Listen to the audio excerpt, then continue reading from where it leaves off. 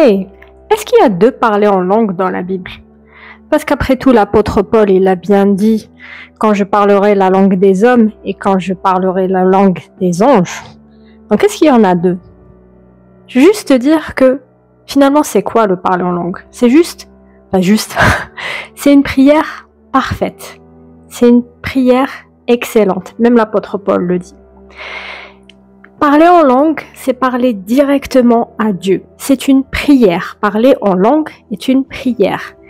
Mais le truc sympa, c'est que c'est comme le téléphone rouge dans les séries américaines quand les gens appellent le président. Tu sais, quand le président des États-Unis, par exemple, il a son téléphone rouge, là, tu sais, comme dans les films, et en fait, c'est une ligne directe. Au lieu de passer par le standard ou quoi que ce soit, tu parles directement à Dieu et dans une langue que ton ennemi, c'est-à-dire Satan et ses sbires, ne comprennent pas et que les hommes ne comprennent pas. Sauf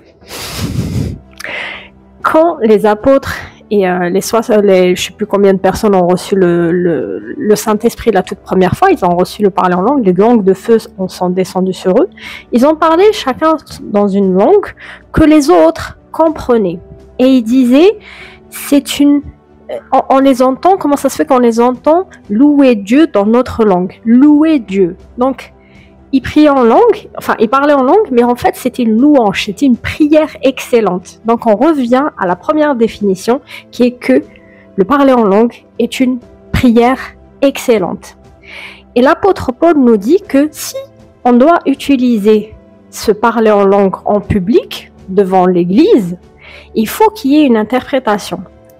Donc, en gros, tu parles en langue, tu parles à Dieu directement. Donc, tu peux le faire tout seul chez toi pour te fortifier, pour que ta prière soit puissante, pour que tu sois un peu plus équipé.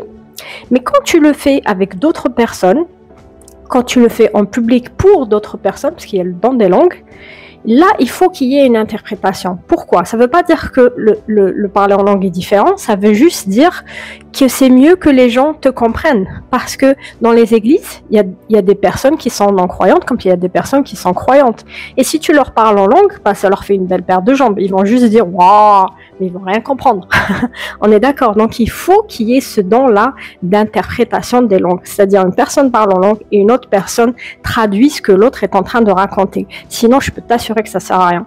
Et moi, j'ai vu ce don-là d'interprétation de langue une seule fois dans ma vie jusqu'à présent. J'espère en voir d'autres. Parce qu'une fois, je me suis fait agresser et Dieu m'avait prévenu. Et on était dans l'église, on n'était que 4 personnes pour la réunion de prière. Bon, je vous rassure, c'est pas toujours le cas, mais là, c'est exceptionnel, pratiquement. Pourquoi?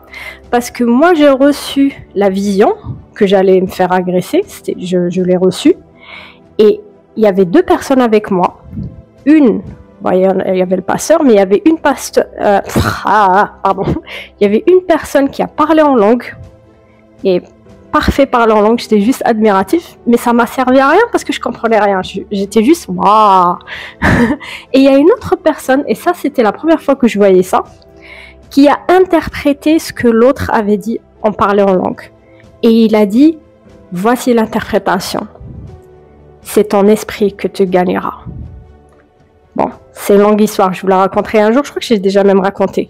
Mais tout ça pour dire que quand tu pries en langue, tu pries directement à Dieu, c'est une prière excellente, mais quand tu dois le faire devant les autres, c'est toujours le même esprit, mais quand tu pries en langue devant les autres, quand les autres t'entendent parler en langue, il faut qu'il y ait interprétation pour qu'on comprenne. Voilà, c'est tout. C'est pas plus compliqué que ça. Allez, souris, tu es bénie.